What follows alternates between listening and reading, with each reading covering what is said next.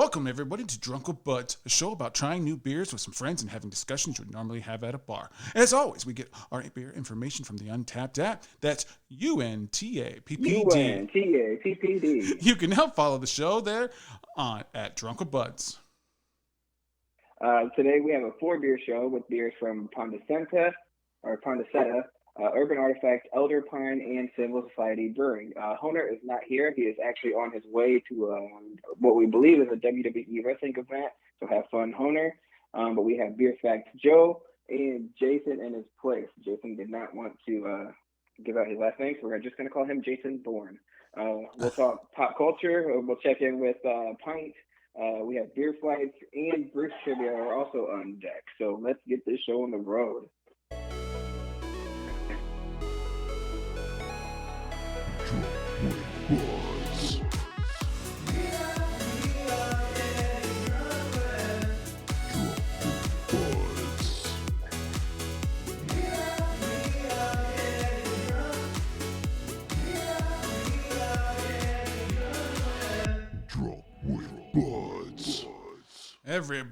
Everybody, it's time for Drunk with Buds. I'm your host today, Bruce the Beer Bandit. On my right and straight across from me at the same time is my good friend Jason Bourne. For the record, I didn't know what my name said. Jason Rice. Why are you saying that?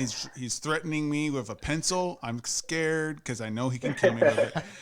On my digital left is my good friend and co-host, Two Tones. What's up? Hey, fam, what's up?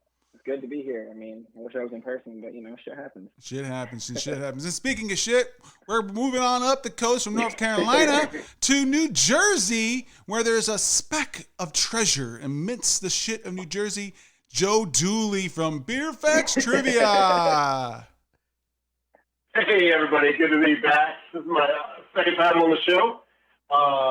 Beer Facts Joe Dooley, somebody typewriter Joe. Excited for the podcast today. Whoop, whoop. So, Tony, hit us with that first beer.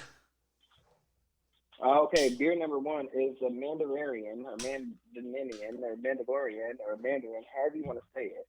But it's out of Pondaseta Brewing Company. It's a Pilsner. It's 5.2% ABV, 34 IBUs. It has 411 check-ins, so it's actually kind of new. The average score is 3.8. So let's go ahead and try this motherfucker. Yeah, I just popped mine. I love a dry hop fill. I was really excited for this beer on the list. Oh yeah, that's real. It's got a real crisp, clean taste. Yeah, it does. I do like the. I like the foam too. It gives it a slight dryness, makes you want to keep tipping it back. It's clean. It's got a simple mouthfeel. I don't feel like it's not doing too much. It does have a decent head on it. Maybe that's just the way I poured it. So, yeah, lagers are always crisp. That's what it's just a aim for. And then the dry hop always makes it crisp as well. And that's what this is. This is just a crisp, slightly flavored beer. I was really excited to drink this one, and it's living up to the hype for sure. I got my Pilsner glass out, and slight melon finish. It's great. I do like it. It's really hard for me to find a Pilsner that I do enjoy. For some reason, I feel like a lot of the craft Pilsners are kind of maybe sour, I would say a little bit. Like, not like a good sour either. So, It's got that beer bitter. I do like it. It's a good starting beer. I feel like this could be. I gotta keep drinking more to get my final thoughts on this, but it could be a lawnmower beer. Maybe. I'm not sure it reached that category or not. I love the theme. Bust out the lawnmower. The theme is, I already liked the beer before I even drank it just because of the theme. But it's after tasting it, it's about on my max level of of hoppiness. I'm not a big IPA fan, and it's got a very hoppy flavor to it. Not that I don't like it, I do, but it's about at the max level for me. I feel that. So I think it's time for us to. Whoa! What was that? Sorry. So just get off the can a little bit here, and the theme we talked about a little bit. The pictures. It's obviously Star Wars, right? Mandalorian, the Mandarinian. Yeah. It's using the same font. It is, and the scenery looks like something out of Tatooine, or either that or the Red Runner. But I'm sure I think it's Tatooine. It's got the 2 moons. I'm no Star Wars expert, but it's got the 2 moons, and then this little gal here walking. It could be one of those, I don't know, one of those creatures in the woods.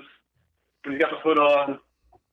The graphics are straight out of, I think it's Tatooine, right? That desert planet. Yeah, that's clearly what they're going for. That's definitely 2 suns yes. that Tatooine has. A bunch of Star Wars geeks just went crazy when you said 2 moons. Me included. Roger that. Yeah, that's in the Star Wars. The biggest key thing about it, I guess, is Halo. But yeah, it's good. It's really good. I'm a sucker for graphics and a theme. So this is all great. Solid beer for me, and I thought 10 art, soft theme. Well, we have weather on the 4s, and it's time for a check-in. It's time to check in of our beer weatherman, Pint Hophead. What's the forecast for beer this week? The beer is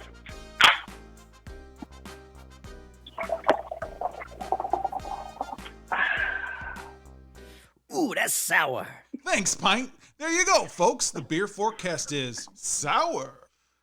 All right, folks. Sour today. Expect sour in your beer forecast.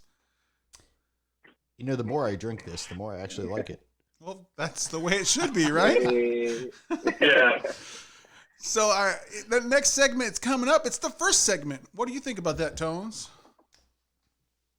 hit it, and I'll let you know.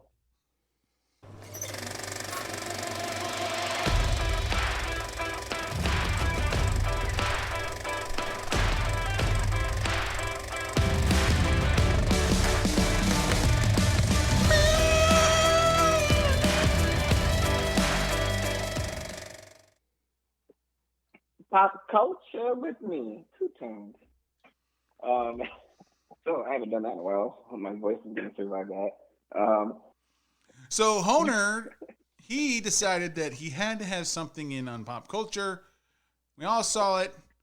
I hope you guys did your homework on it and read up on the articles. But they found at the bottom of a sinkhole in China, over 700, 800 feet down, with trees over 200 feet tall, its own little perfect ecosystem. And they ventured into the thing, and the scientists came back, Chinese scientists came back saying that they believe and have witnessed species of animals and reptiles and anything, life that can find nowhere else but there. It's its own, it grew in this own thing.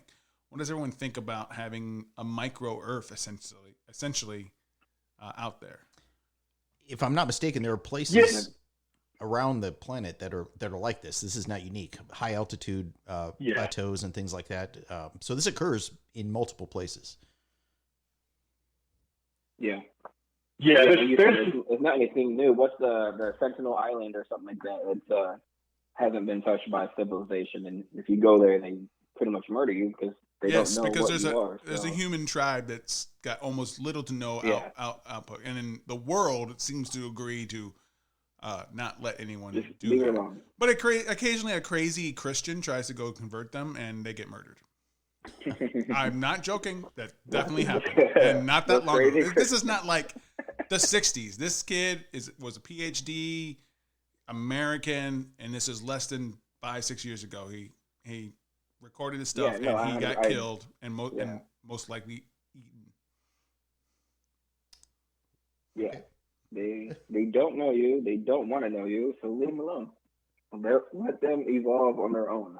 A shipwreck of a tanker kind of thing, not an oil tanker, but a metal boat, introduced metal to them. So now their arrowheads are now pieces of the ship. Now, if the tribe you're referring to is the one I'm vaguely recalling, because this is a little off topic from where you were going with the a little Chinese thing.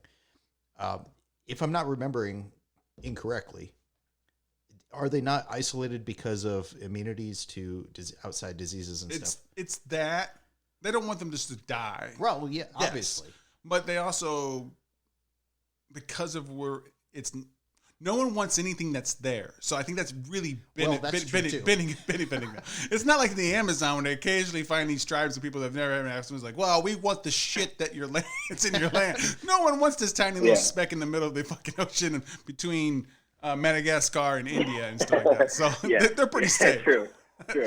So the world's agreeing on it because there's no monetary value in here, and on top of that, they don't want them to die, and it gives them. Scientists are like, well, this gives us like a little like time capsule. Is that time capsule, or like a petri dish of like evolution without advancement. That's actually the entrance to Wakanda, just so you guys know. Oh. It's not that close to Africa. Yeah, I'll send in the drones. Yeah, this idea of time capsule or closed off species, they're all over the rainforest, like you're saying. So this one is 630 feet deep, the Chinese sinkhole. Yeah. Which I figured it would be deeper if we're talking about how separate it is. It is pretty cool, and I'm glad it made the news. I high jumped in a meteor crater that sounded pretty similar to this. You think meteor crater, you think it's going to be wide. This one was just deep. It was probably about 500 feet deep, so this doesn't sound too deep to me. But it just filled up with seawater somehow. So salt water, and you got some light taking in at the top, not much. All kinds of tropical fish down at the bottom. I don't know how separated they were from the regular like Gulf of Mexico. But yeah, we all did high jumps, and I went for the highest one. I didn't realize how high it was. I should have known because all the guys who were like 10 years younger than me wouldn't do it. So they only did the medium one. So I'm watching them all like bail at the medium one. And I got all the way to the top. It didn't have to be at least 100 feet, 200 feet high jump, but the total crater was like 400 feet deep, and it was more of just a vertical. This meteorite must have just went straight into the earth without really going wide. It's pretty cool. So I saw this in the news too, as well as Hunter, and it's neat, but it's not, like we said at the top of the conversation, it's not really that unique. It's kind of everywhere. Does this give any credence to those conspiracy theorists and scientists who believe in like parts of a hollow Earth? Are there people that believe that? Yes, there are people that believe that there's not the Earth that is hollow. Well, I guess I'm sure there's people who actually believe that there's an Earth that's hollow as well.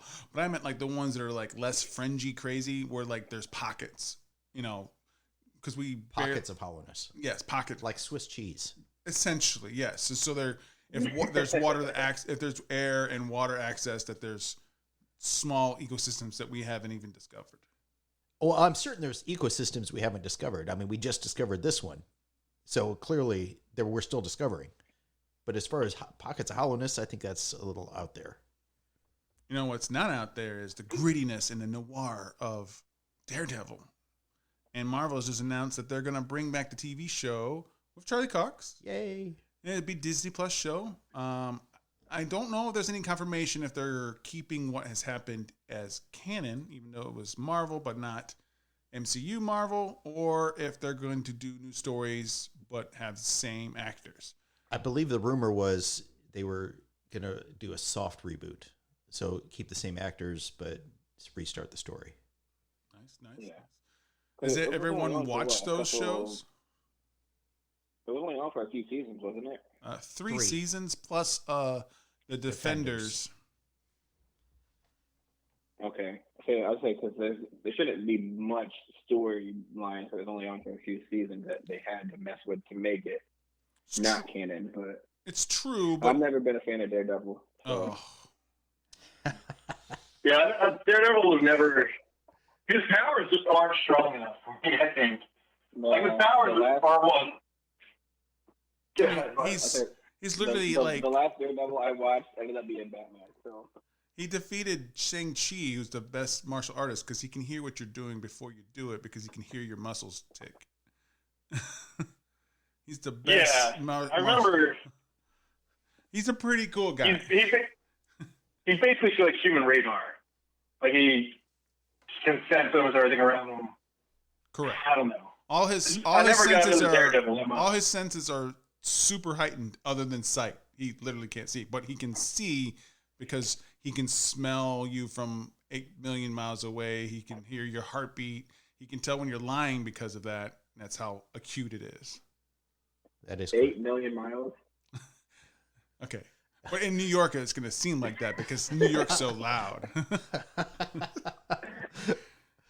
You know who could jump 8 million miles? She-Hulk, and her trailer just dropped. Hopefully everyone watched that one. I did. Yeah, watch that one. Now, there's been some fanboy flack online about the subpar CGI, but I got to agree with them. I saw it. I honestly feel like they should have done the Lou Ferrigno thing and just put her in green body paint. I think that would have looked better. Yeah.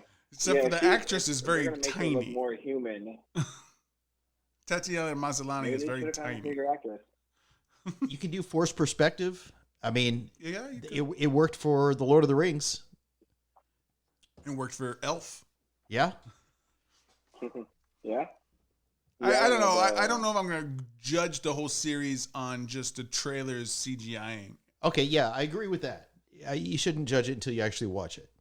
I mean, if it's at least as on par as Professor Hulk that we saw in the last in game and stuff like that version of him, I'll be fine. That's fine. It wasn't great, but it wasn't horrible. The trailer did not look like that. Yeah, well, that's like we just said. It's the trailer. Does anyone have any? Yeah.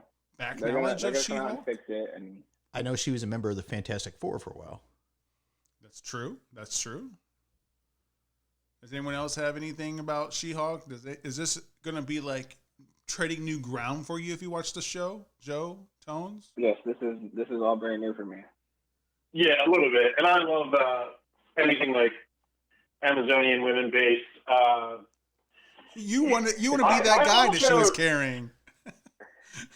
That was appealing. That was funny. As soon as I saw that, I thought of Joe. That's weird. Yeah, the CGI wasn't great, but just the fact that, I thought she looked all right. I thought it looked all right. Some funny parts in the trailer. The date scene was funny with the guy asked her if she wants to split some fries, and I guess it was just the first date that just didn't run away from her. I guess is the joke because she's giant and green, and she carried them home. That was funny. That was good. I don't know. I thought she looked all right. Obviously, she's gigantic. Do any of you know why she is She-Hulk? I do. Okay, would you like me to explain? We got one. How about the other two? You guys treading new ground. You guys know nothing of her origin? Oh, I don't know much about her other than that. She's a lawyer. Did you guys know that she's a lawyer? Just like Matt Murdock. It looked like she was related to. It looked like she was related to the Hulk in some way. So she is. That is correct. She is related to the Hulk. That's correct. Well, there you guys go. Yeah, you got some knowledge on that. Does that point cross over to Bruce Trivia? No, it does not. It does not. I'm sorry. And the funny thing is, Honer's on like a 5 Bruce game trivia, and he's not here to lose. So your victories today, whoever gets it, will be hollow. But if you guys were listening, last week we had stakes. The loser got Ric Flair chopped. So we're going to do that again. Now, if Jason loses, he gets sit here in the studio. But if one of you two lose, We just need a video of you guys getting chopped by somebody. You're going to have to go find someone to give you a Ric Flair chop. I'm sure it won't be hard. You got to film it, and we'll post that stuff. So there's stakes. Better be boning up for Bruce Trivia today. You'll have to repeat those because I was a little distracted. But we can repeat it later. Okay, I will repeat it later. Don't worry. Well, what doesn't need repeating is what we all felt about this beer. Joe, tell me what you thought about this beer and give your final rating. And if you've forgotten, ratings are 0 to 5 by quarters, the untapped scale. 0 being like piss water, I can't drink it, I'm about to puke, or did puke, depending on the person. And 5 being I can drink this beer every day for a year and never get tired of it. Joe, what do you think? Yeah, this one hit me pretty good. It hit everything I looked for in a lager. I'll give it just a 4 out of 5. Dry hops, makes it crisp. Pils lager, crisp. And then with the finish of the melon hops, I guess a mandarinian. You can taste it, and it was lightly done, so the fruit wasn't overbearing. You're basically just drinking a Pils with a fruit finish. It's almost as dry as champagne. It's almost as dry as champagne. A little bit of the beer bitter. I got a Pils glass going on. I'll share the picture later. Yeah, 4 out of 5. Solid beer. I could drink this once a week. I wouldn't say every day, but once a week for the next year for sure. Cool. Jason, as our other guest / co-host. I got to say, the more I drink it, the more I enjoy it, which is funny how alcohol works. So initially I thought it was a little too hoppy for me, but man, the more I have of it, the more I just enjoy it. So I'm going to go 3.5. I agree. It's the notes are subtle, but it's, I can taste them. They're there, and it is very refreshing. And man, I could really see this on a hot day, just sitting outside or maybe after doing some yard work, just pounding one of these down. Lawnmower beer. Two Tones. Yeah, like Joe was saying, it's got a nice dry finish, and then like Jason was saying, the more I drank it, the more I liked it. It's light, it's crisp. I wish I actually had one of these yesterday, because I was doing a lot of yard work, so it would have been nice to have one of these, but instead I had another shandy craft beer type beer. So, but I could definitely see myself getting drunk on this, like for the night. If I had 6 or 7 or whatever it was, however many I had, I'd probably drink them. I'm going to go ahead and give it a 3.25. But yeah, overall, the can art's really cool. Like everything about this is just really neat, really cool. I agree. Really on par with the show. I love the can art. I like the Star Wars theme. I feel like it's just enough so you're not like they're like begging for like Star Wars people. Exactly. It's just enough. Just enough to get around the Disney censors. Yeah. To let everyone know that this is Star Wars. But it's very good. It did get better as I drink it. I think it'd be stellar on a hot day. It is a lawnmower beer to me. I could drink a lot of these. I do like the slight dryness makes you want to keep drinking, and you keep drinking it, and it just deadens. It makes everything great. I'm gonna give it a 4, same as Joe. I thoroughly enjoyed it. It would be hard for a Pilsner, I think, in my book to get higher than a 4. So this is top notch. Same. Yeah. Same. So we're gonna move into our first ad, but before we do that, we got something to talk about. Have you ever been to this place? Looking for a cool craft beer bar? Hop Station Craft Bar has over 30 rotating taps and hundreds of bottles and cans to enjoy. They also do can purchases for carryout. Not a fan of beer? Well, you're in luck because they have a unique cocktail menu as well. So come enjoy the arcade games, dart boards, and the pool table. Oh, did we forget to mention the food? Whether you want street tacos or delicious pizza, you can't go wrong. With the outdoor patio, it won't be hard for you to find the perfect spot to relax. So head down to Hop Station, the #1 craft beer bar in Indiana. You'll find them on 318 Union Street, Mishawaka, Indiana.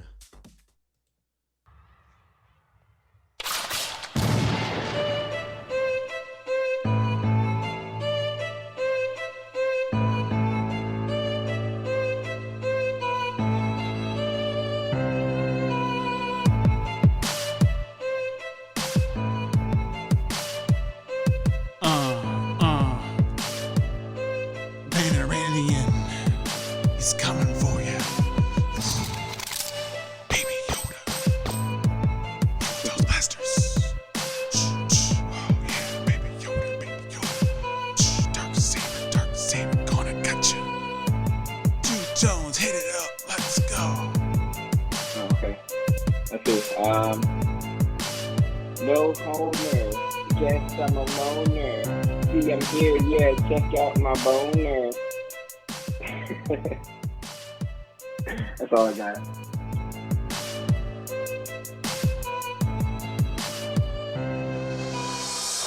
Shop break. Welcome back. If you wanted to know, that musical interlude was Violin Gangsta Rap Instrumental New 2015 Violin Game by Collega Type Beat by Hoons Beats, free no copyright on YouTube. And now we're really back, everybody. Hey, what's up? That was a great first beer. What's the second beer on tap? Wickerwork, Urban Artifact, Fruit Beer, 10% ABV, 15 IBUs. There's been 746 chickens for an average score of 4.06. Urban Artifact is a show favorite out of Cincinnati, Ohio. The style guy says, Loganberry, Rare Midwest Fruit Tart. The Loganberry Rubius times Logan Caucus is a hybrid of the North American Blackberry, Rubius ursinus, and the European Raspberry, Rubidus idealis. It should taste tarty, fruity, blackberry, smooth, and sweet. It is definitely tarty and sour.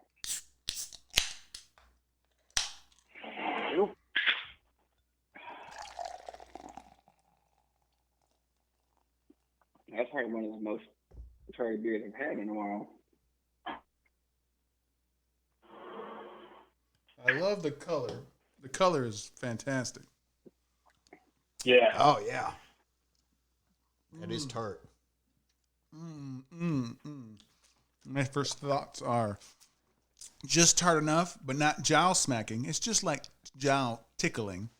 I do love a good blackberry and a good raspberry. So a marriage of two of them, thumbs up for me. That is tart. Holy moly. Yeah. I don't know. I've made the tart face twice on both of my drinks, so this is a jaw smacker, Bruce. I don't know what you're talking about. Do not brush your teeth and then drink this. Yeah. The last one I was fine. The man there, I thought this Wickerwork, good grief, Loganberry.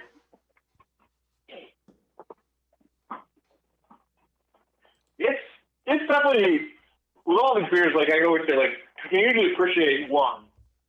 Usually drink one, really appreciate it. Yeah. That's where I'm at.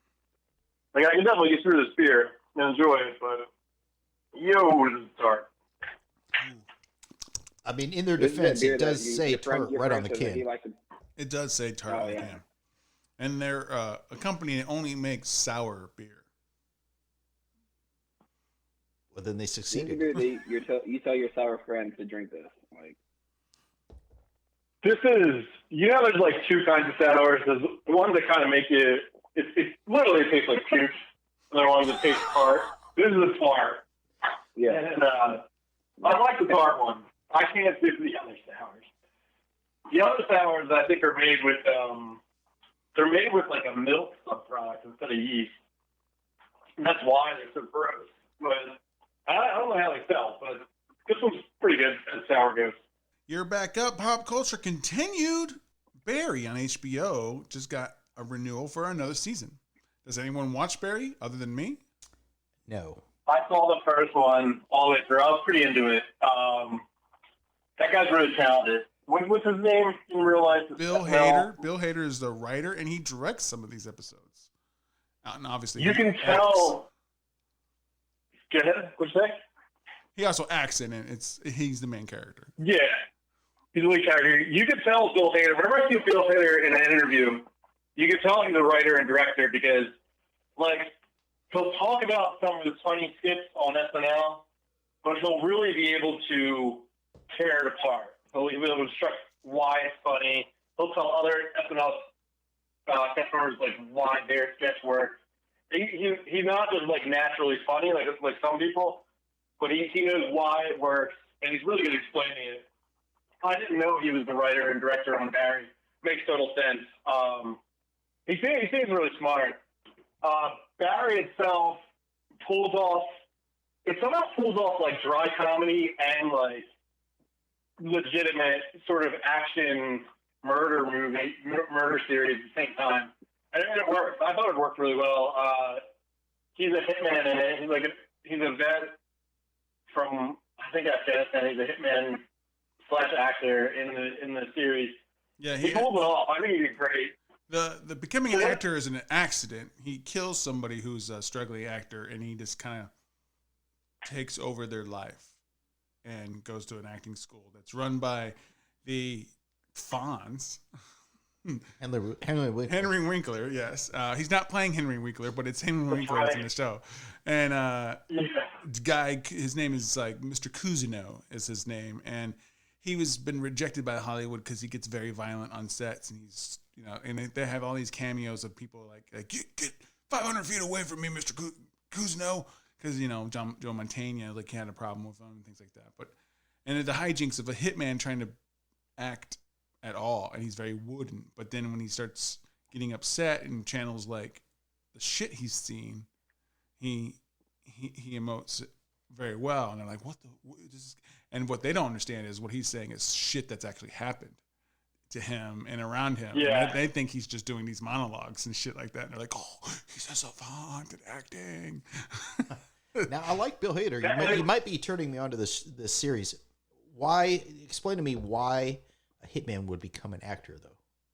Well, he wants to get out of the life. He wants to like have some kind of normalcy. He's never had it, and he runs into these broken other actors, and he fits right in. And then Cousineau's accidentally healing his wounds, but he's still stuck in the hitman life. And shit gets him in these situations with Chechens and Bolivians and all these the shenanigans that happen. And it's great. And I think season 3 has been good so far, and they just signed up for season 4, so it's stellar. All right. I think in this point in his hitman career, he's kind of wealthy too. Like he's been doing it for a while, and I think he can retire. That's the sense I get from him. So he just wants out. And the two worlds that Bruce is describing, like the Fonz is the acting coach, and all the actors, they're all so soft. They're coming from that really kind of soft place. Like maybe I'm sure they have problems, but then in comparison with the world that Bill Hader's character comes from, and that he can't be honest about, it's just a great juxtaposition. I love the show. Yeah, I'm a big fan. I'm excited to hear they got at least 3 seasons out of this. Tones, I know you've been quiet. Have you watched any of Barry, or are you planning on to now from our distraction? But now it does really sound like I do want to watch it. It's good. I didn't know that wasn't even a TV show name was called Barry. Like I had no idea. Oh, it's stellar, and they're little bite-sized episodes too, folks. They're only a little half-hour things, so it's nice. It's a nice little. And I do like some Bill Hader, so. Nice little. That's also what I was thinking before we got on the cast here. You're right. I forgot that they're only half-hour shows. I wouldn't even want to watch it week to week. Like it's one of those shows that you just kind of have to binge. Yeah. Well, I do watch it week to week. Dude? I do watch it. I can't wait till tomorrow because it's on tonight. So when I go to work at lunch hour, I'll pop it up on my computer and just sit there chomping away on my lunch and watching some Barry. Half-hour shows are the best. I don't care what anybody says. This Barry forget. It's the old sitcom style where they do basically leave every show off with almost like a cliffhanger. If not a cliffhanger, there's something in that show that you want to figure out next week. And that's why I just can't wait a week. Yeah. Now, I don't know the name of the guy, but I've seen him in other things. But the guy who plays the character, NoHo Hank, is a person in the Chechen mob. He has this, I don't know, this lightness to him and his character. He's just stone cold killing gangster family that he's in. But he's like, he's going through like he's playing fucking hopscotch while he's doing stuff. It's fantastic. Oh yeah, that actor, he has that traditional. Yeah. So he's great. It's a great watch. Go do it. And what might be a great watch is what's up next, right, Tones? Yeah, with Margaret. I thought she was already in the. No, she's not been in any Ocean movie. Margot Robbie or Robbie is going to be in a new Ocean's film. Movie. So there's no title. There's no other people attached to it yet. We don't know if it's going back to the original crew, a new crew, or the Sandra Bullock crew. I would think Sandra Bullock was Ocean's 8. A little mix. Correct. All of it. Now, I liked all of the Ocean's films. Some of them are better than others, but I like them all. True. Has everyone seen? I have, but honestly, I can only really remember the first one. I like those movies because I know that there's a twist, and then the whole movie I'm trying to figure out what the twist is, and then I like seeing what I missed at the end. I think what I do like those things, like you just said, but I think for me, what makes me go back and watch them again and again is that you can tell that everyone on the screen is just having a good time. And yes, it kind of breaks the character. You're breaking the movie a little bit, but I like that. It channels back to the old Rat Pack where they were just, they didn't give a shit. They just wanted to have a good time while they were making this film. Yeah. And I like seeing it. It humanizes these celebrities a little bit. They're just out there having a good time with each other, and they just want to have a good time. I can see that.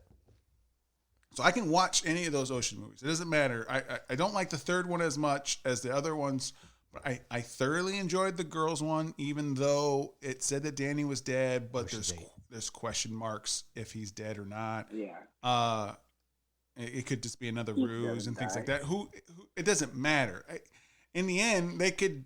It's almost like a comic book. They can bring them back from the dead. You know, there's no timeline. They never say it's this date or anything like that. So I'm all for it. And Margot Robbie is a good actress. I don't really care if they're going to prequelize everything. Is this when they first meet up, or if it's going to be a continuation off of what they've already have of Ocean's 8 to Ocean's 9? It doesn't bother me. It's going to be tied somehow to it, but I would hope so. I would not want to see a reboot of the series. Correct. No. I still will go see it. This is probably one of those series that you don't want to reboot. Even though they did. Well, yeah. Well, that's like 30, 40 years reboot. Yeah, that's older than me. I'm sure only me, maybe Jason, could name more than 2 of the people in the original Oceans. I didn't know. If I ever knew that this was a reboot, I just learned again today. What was the original? Was it a movie? It was a movie in the 60s with the Rat Pack. They were all the same titular roles. The only difference is they were all half drunk when they were doing everything.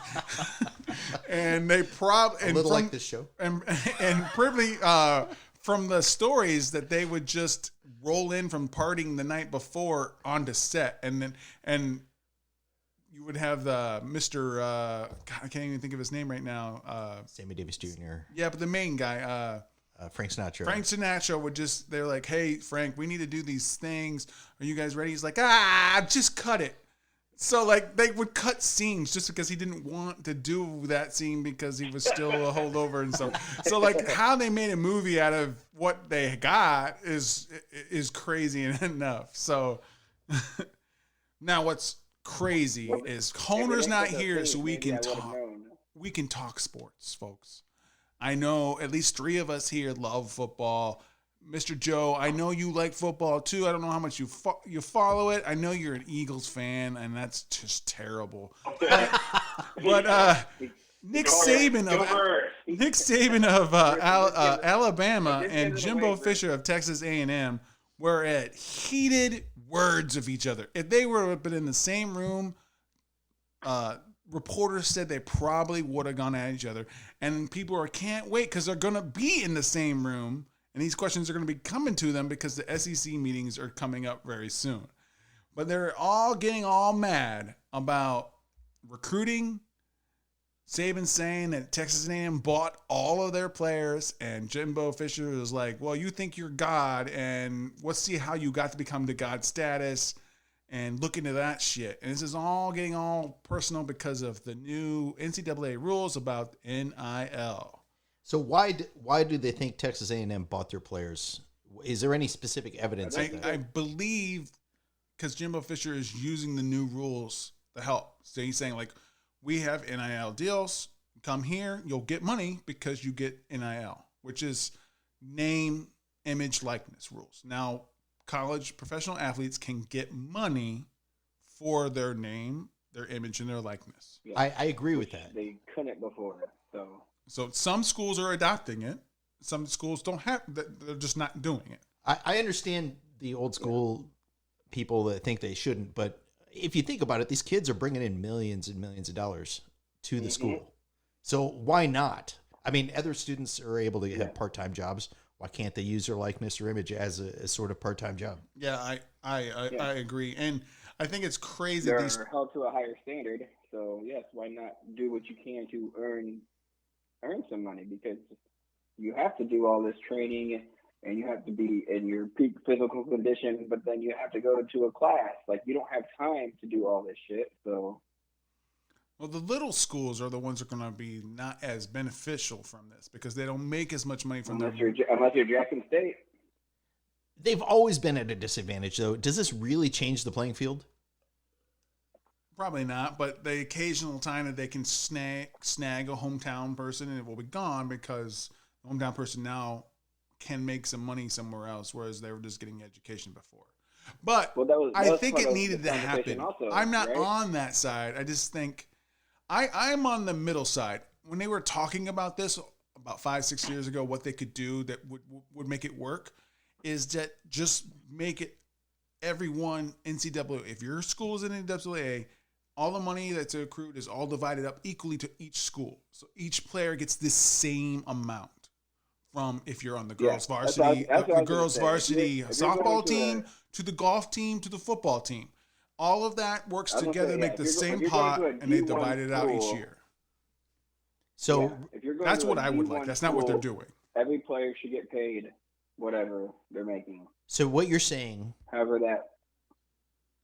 Go ahead, Jason. What you're saying is like an IU volleyball player would make the same as a Notre Dame football player? Correct. Because as long as it's a D1, D1 schools, they D1s do D1, at least you're getting paid now.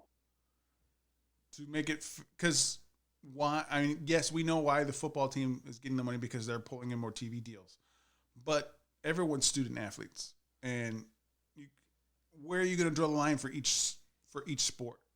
Yeah, don't draw the line. Just make everything the same. You have to divide. You have to divide everything individually, and then it becomes a whole clusterfuck. But if you just say, hey, you're a student athlete at a D1 school, you get $2,000 a week or a month or whatever it is. And it changes each year because D1 school gets paid that much. Each likeness deal changes the totals. Okay, I can understand how that would even the playing field, but is that really fair? Well, it's more fair than getting nothing. Well, yes. More fair than getting nothing. Yeah, it's a mess of the system right now. Bring back NCAA football on the Xbox. Let's go. I think it's actually coming back. Because of the NIL,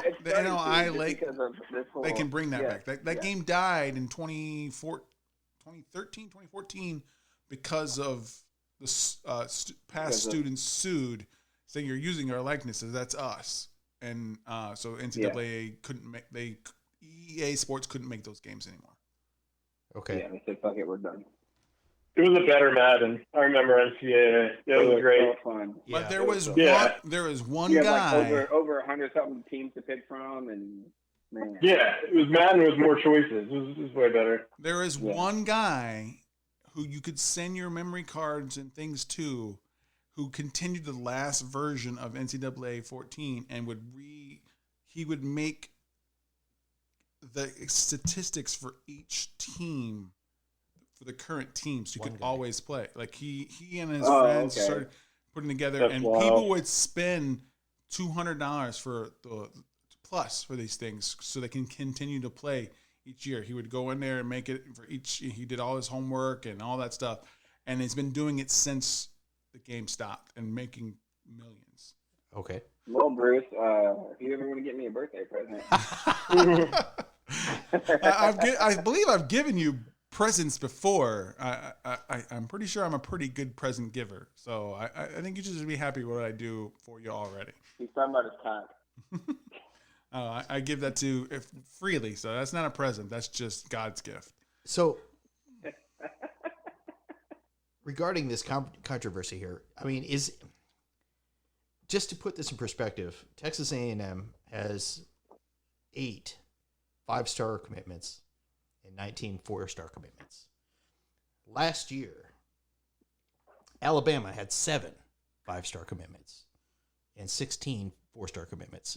That's not really that different. When you're talking between 5 and 4, it's semantics to the coaching once you get to the level. You know, those 4 stars can end up being 5, and the 5 could have been over evaluated.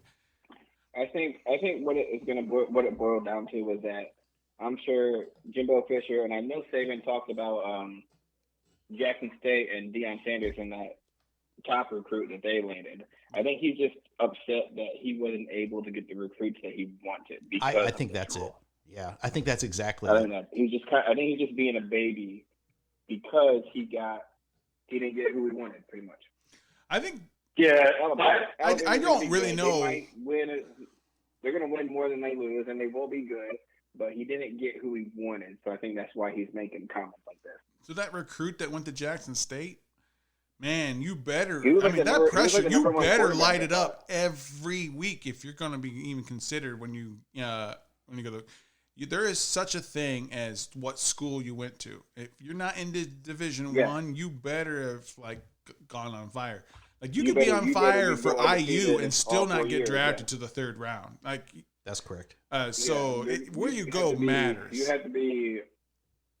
Yeah, you had to be undefeated for 4 years, or if not close to that, if you're going to a smaller school. I feel he traded in money now and risked his money later.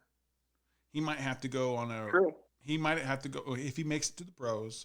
He might have to go on like a 3rd or 4th round contract until it ends before he gets his money. Maybe it's just based on his personality as a person, you know. We're assuming I think you're assuming he got money under the table, right? No, I think he negotiated an NIL contract with Jackson State. Yeah. So he's going to get some money up front. He's going to get paid. See, that's the thing. Those contracts can be different for each player. That's why there's the bot thing that schools can negotiate what they think they'd get, for that person because of the schooling and stuff like that. And since Deion Sanders is the head coach of Jackson State, he does have something that maybe like Grambling State doesn't have, is because it's Deion. Yeah. So he it's not as big as a risk if he went to Grambling. Like Grambling would be harder than Jackson State now because of Deion. But hey, this is college football here, folks.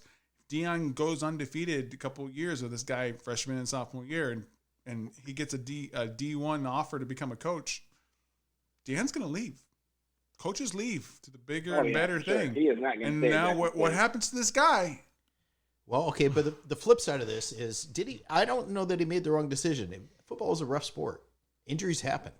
Yeah, no, exactly. I'm not sure. Like, you're right, but he still has to put the numbers up. Risking an injury. And even if he gets those numbers, people are always going to say, "Who are they playing?" He's not playing the top competition. Yeah. It doesn't matter that he's breaking all these records when he's playing against the guys who wouldn't make it in the top half of the Division I teams. Yeah, I think his potential income is lower, but I think it's a safer bet what he did, just because of the nature of the sport. Like he still might get injured. I think that the injury factor is still there. So he's making his money now as opposed to playing in a bigger, tougher D1 school and getting injured and then not necessarily making the NFL and not getting paid. It's very true. So. And it's to each their own. I'm not begrudging the athlete for choosing what he wants to do. He should always, or she, choose what they feel they're most comfortable with and what's for their situation. Yes. I can nitpick on what I feel like I would have done in that situation, but I'm not that person. My situation's different. I don't know that person's situation.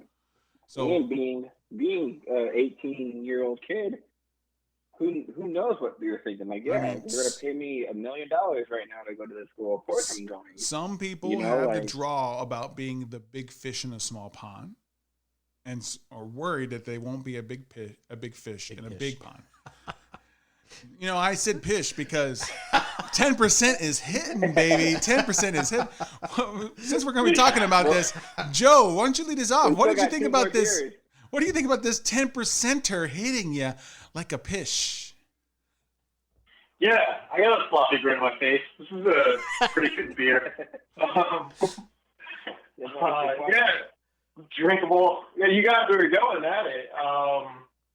I'm happy the college kids are making money. I would choose to be the big fish in the small pond. Absolutely. Hey man, winning's fun. That's all. That's just a factor. Being the best is fun. I am curious about how this YMCA nil deal will keep evolving. It sounds like they're going to end up going towards salary cap, which probably makes sense. If, we've got 40 years of the NFL to look at, or other organizations. I'm glad they're doing it. I don't know if y'all remember the South Park episode about this from about 10 years ago. It was excellent. The NCAA athletes. I'm sure somebody listening does. Yeah, this beer is great. Tart. I was definitely describing it as tart, not sour. And yeah, feeling good on a Sunday. Last time I was on, I ripped a bunch of shots. I was nervous. Not needed this week. Feeling good with these beers. And I do want to mention, we get to talk sports to the owner. And Hunter bailed on my podcast episodes both times. What the hell? Hunter must not like me. It's all right, but I love that Joe, tell me. I know you're calling out Hunter, and I love it. But what do you think about this beer? Yeah. Why don't you give us your final rating and your thoughts on Wicker Work? All right. I'll give it a 3.5. I'm not a sour beer guy. Again, more tart than sour, which I like. The berries that they mixed here, which are loganberry, and it seems like blueberries. Really good mix of berry. Really good taste of berry. I can't taste the alcohol really at all. It's just a berry. It tastes like juice. It tastes like a really strong juice. Yeah, very tart. Absolutely. Carbonation was weak. I would like to see a taller head from this beer. Yeah, overall 3.5. Pretty good. Two Tones, what about you? First of all, I was going to tell, after Joe was on the show the first time, I did tell Hunter, I was like, yeah, Joe was great. Like, he was a great guest. We had good back and forth. I was like, you would really like Joe. You need to be here next time he's on. And then he's like, yeah, he sounds cool. And then next show Joe's on, Hunter's gone. Bails on me. What a jerk. I know. But every show needs one jerk. Yeah, but we already got any Bruce. Yeah, Bruce, you're on that. Hey, now, on this show, the jerk is you, Joe. Yeah. All right, Tones, what are you rating this thing? Definitely super tart. It's got a great color. Urban Artifact rarely makes a bad drink. I don't know what I can suggest to make it better. Like, it was really good. I didn't even think about like the carbonation that Joe was talking about with the head, but I think if you did that, it would be more of a smoothie type of tart sour. So I don't know if that would work, but I'm going to go ahead and give it a 3.75. I do like this one. I could probably drink another one or two, but I don't know if I would. You're going to get lit. Because Yeah. 10%, but I'm still searching for my 5 times red. Ooh, child. All right.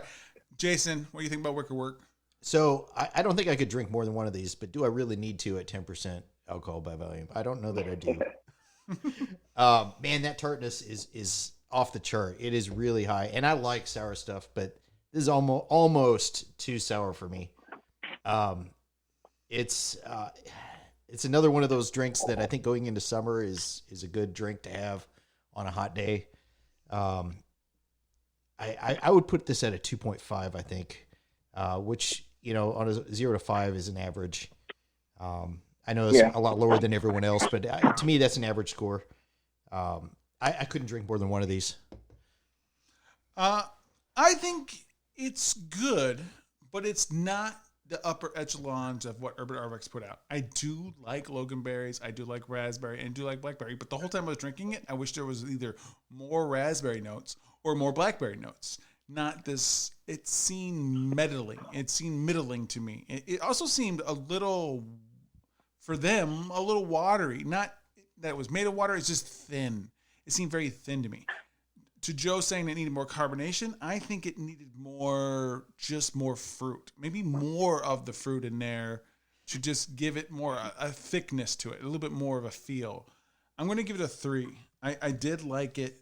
I wanted to like it more than what it had to offer. So it's time for the secret word, folks. If you don't know what this is, you're listening for the secret word from Drunk with Bud. So you can go down to Indiana Whiskey on Sample Street in South Bend, Indiana, and get 20% off any of their whiskey bottles. And then they'll write your name down for the end of the promotion party, and you can win a free bottle and possibly an empty bourbon barrel to take home with you. The secret word this week is going to be, it shouldn't be a surprise, sour. Sour is the secret word. Pint Hophead forecasted perfectly, and we're drinking a sour beer right now. So here is a message from Indiana Whiskey Company. Indiana Whiskey Company, located at 1115 West Sample Street, South Bend, Indiana.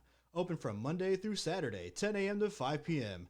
It's a sampling room, but you can also purchase whiskey, bourbon, flavored whiskeys like chocolate and maple, which we have tried on a past episode. So, go give Indiana Whiskey Company a visit in South Bend, Indiana, or you can find them at your local liquor store. And if they don't have it, then ask them to carry it. Sign up for a tour at inwhiskey.com.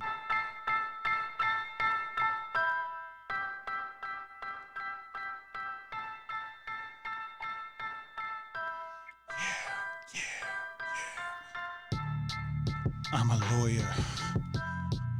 I'm getting in an accident. I need some blood, so I call my cousin. He arrives, all green inside and out. He gives me his blood. Transfusion, oh yeah. She-Hulk. I become the She-Hulk.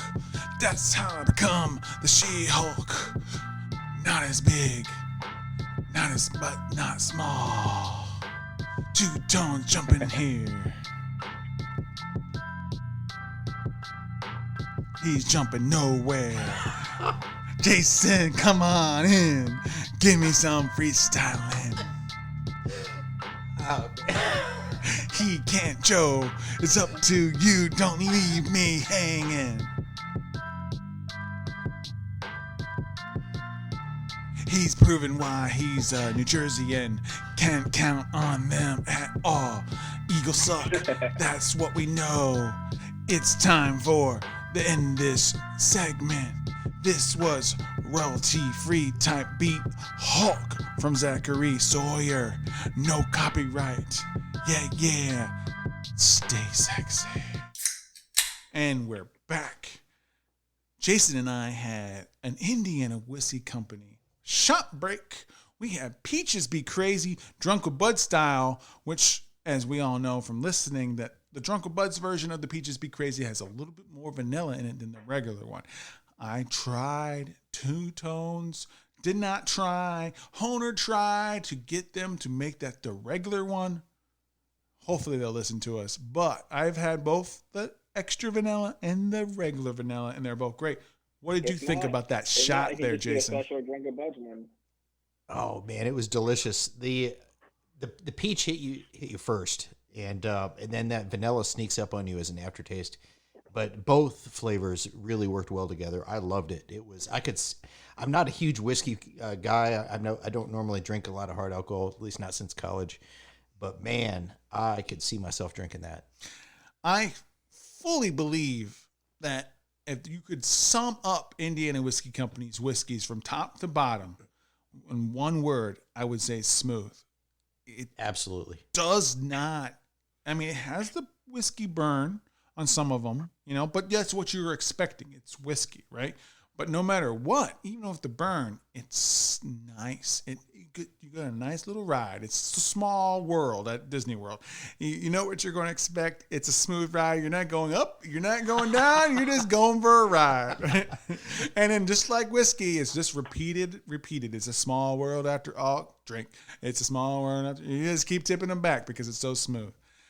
Speaking of smoothness, this weekend coming up 2 days from release of this, or 1 day, technically Saturday. This Saturday, Peaches Be Crazy release party at Indiana Whiskey Company. The buds are going to be there. We're going to hang out. They're going to have peach whiskey flavored cocktails on tap for those coming out. Live music. Come on down to the West Sample and have a good time on that Saturday and get some peach whiskey. Buy some bottles with that. Saturday, May 28th. It's May 28th. Get May 28th. That secret word is sour. And you get yourself a percentage off Bruce, while you're there. Honer? Bruce and Honer. Maybe Bruce, definitely. Honer, question mark. But he's never turned down the time to get free alcohol, has he? No. So, it's time for the next beer. Jason, your time has come. Ta-da. Hit us up. Oceanic. He's been waiting his whole life. I have been waiting my whole life. Oceanic from Elder Pine Brewing and Blending is a Pilsner with 5.2 alcohol by volume and 0 IBUs. Elder Pine Brewing and Blending is a microbrew from Gaithersburg, Maryland in the United States. And the details, the study guide says that Southern Hemisphere Pilsner is brewed with the finest floor malted Bohemian Pilsner malt and partially hopped with one of the rarest hop varieties on the planet, New Zealand Rowica, for prominent notes of citrus zest. The other portion of hops are Australian Vic Secret and for subtle pineapple notes. It's supposed to be refreshing, light, clean, lemony, and citrus. What do you guys think? What was that untapped average? I forget. Sorry about that. It is 4.02. Ooh, pretty high for a Pilsner, guys. What does everyone think? 928 check-ins. This is a really good Pilsner. Oh. This is everything that he just described. It's smooth, it's citrusy, it's got a little bit of a lemony kick. Oh, I do. I agree. I like this. And you know that I love good can art. And Elder Pine always delivers on something. And I get the vibes of being at the sea. Oh, that's good. This is a really good beer. It's a, we had a Pilsner at the top of the show, the Mid-Darians. That was, they were shooting for crisp and the fruity flavor. This is just a light, this is more of the clean side of the lager, clean side of the Pilsner. Really easy to drink. I would almost compare it to like a blonde ale. If you're a beginner to beer and you just want to have a soft beer, something that's not going to make you feel bitter, not going to hit you with too much flavor, just something nice to drink on a summer day, this is it, I think. Just a clean tasting.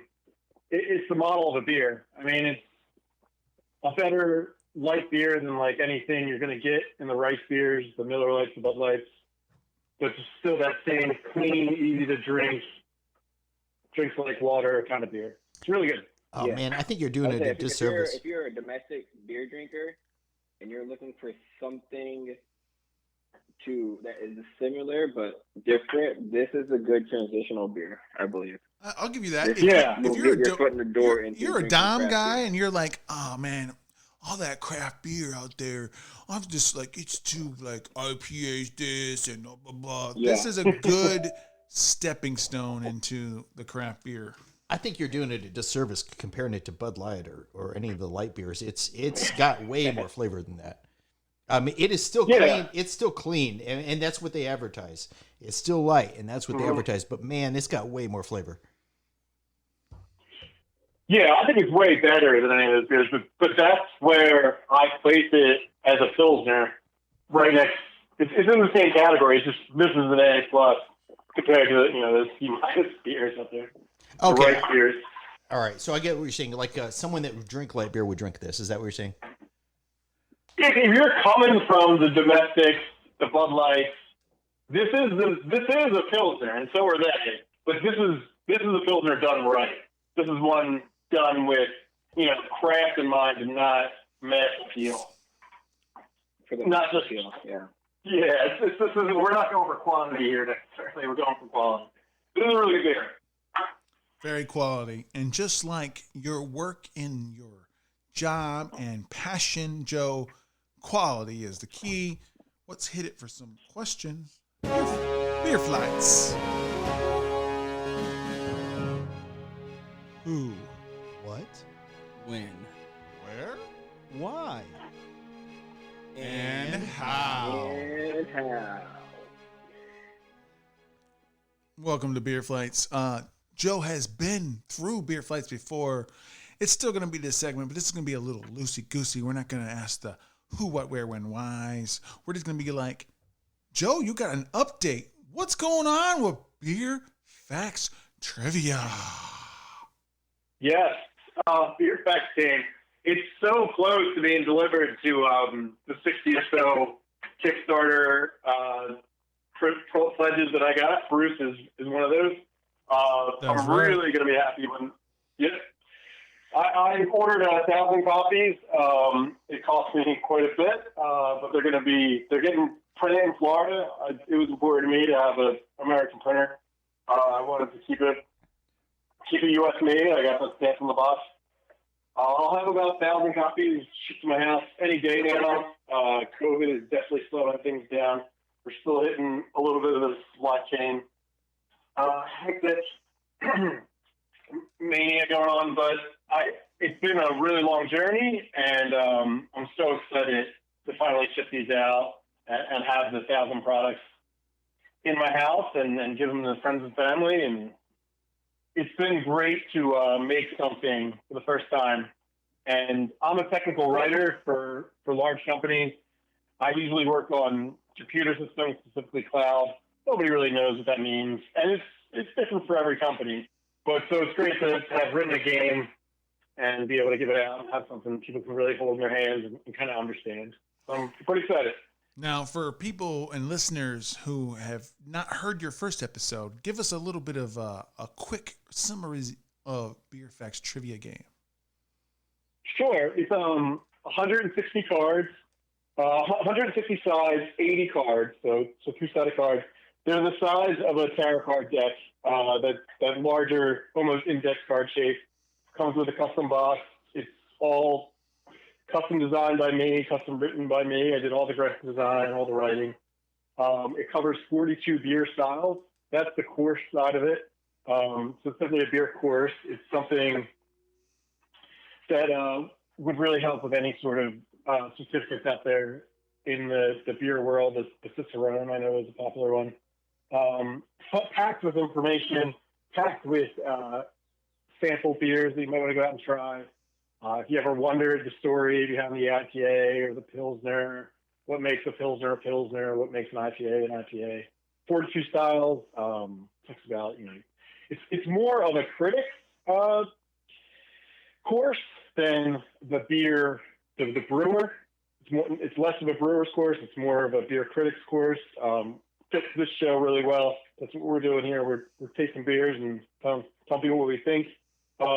After the 42 cards, course cards are done, the 42 different styles of beer.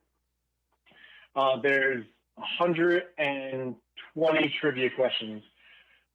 they're labeled as either from the game or from outside the game, and they're labeled easy, medium, hard. I've tested the trivia with friends and family, and if you're a trivia person, if you're a Trivial Pursuit person, it's as addicting as any of those types of games. They're multiple choice, so even if you don't know beer that well, you're going to have a shot at it. You're going to be able to process of elimination down to the answer. People who like trivia and love the game, can't wait to ship them out to everybody. Really excited for when they get here. The deck really came out beautifully. Yep. Very nice. Now, the Kickstarter is now completed, correct? That's right. So $5,000 was. Go ahead. So you get $5,000 worth of Kickstarter. You did a great job. Everything was fun on that. But you told me that it's going to be available soon on what platform? Amazon. It will be on Amazon within about a month or so. I lined up the web store on Amazon, and it's pretty easy to do.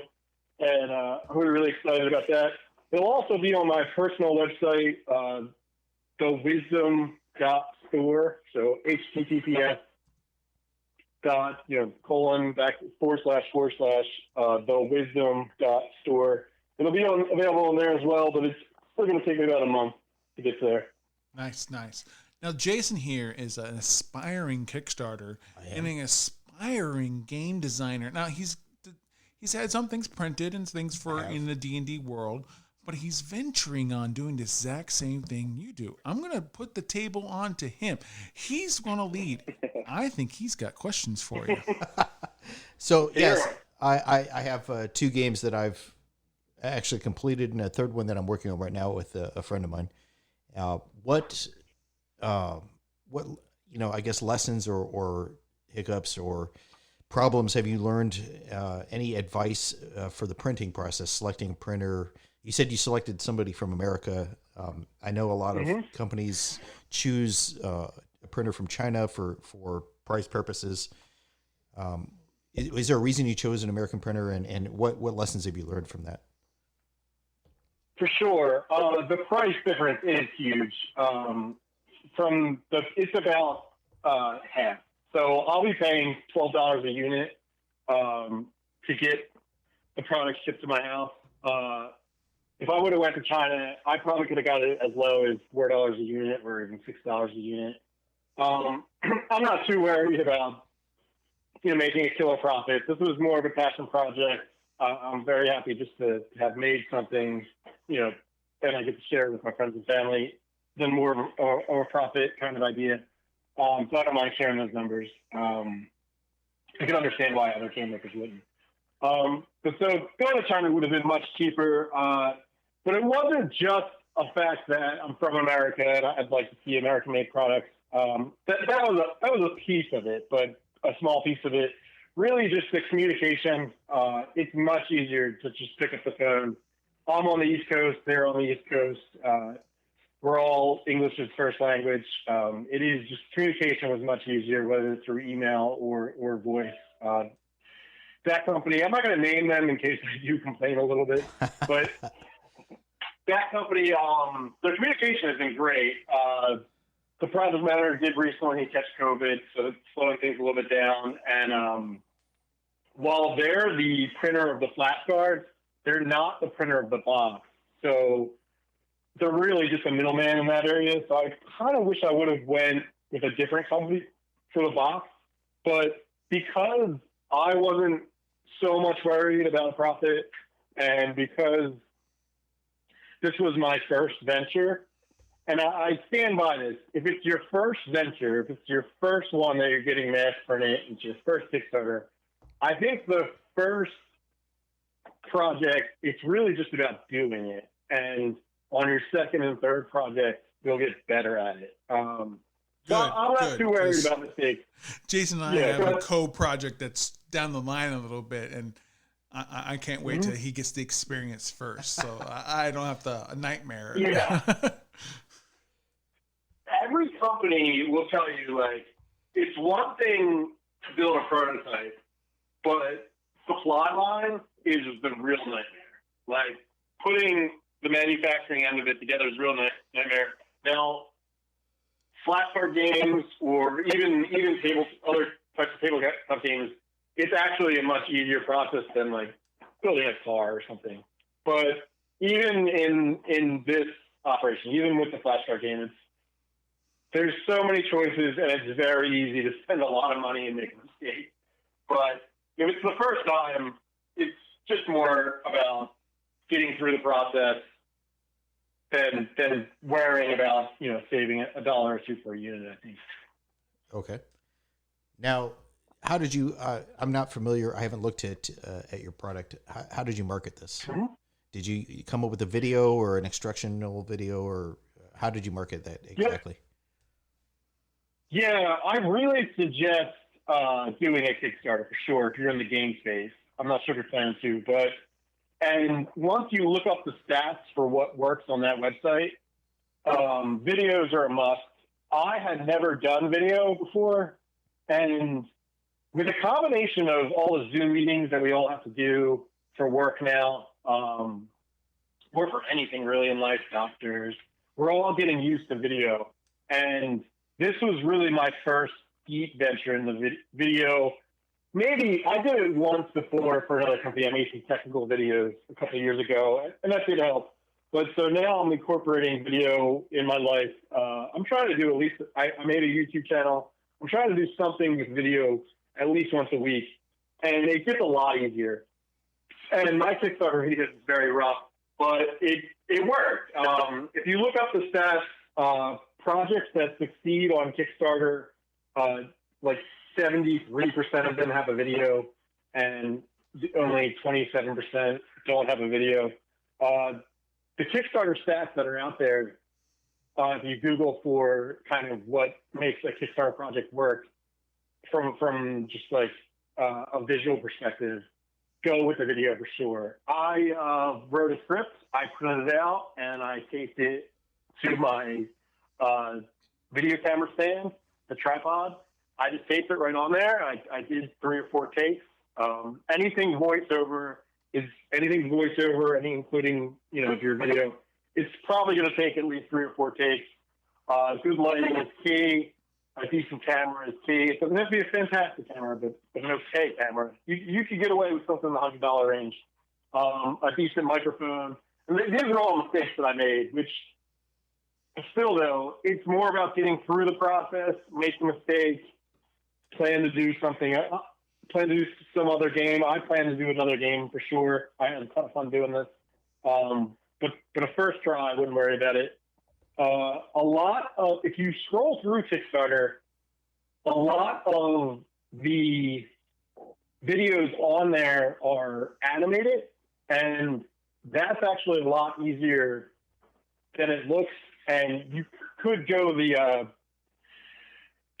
there's all kinds of sites where you can pay people to make you a voiceover, to make you an animation script. It's only a minute or 2, so the videos don't have to be long, and then they're cheap to buy as well.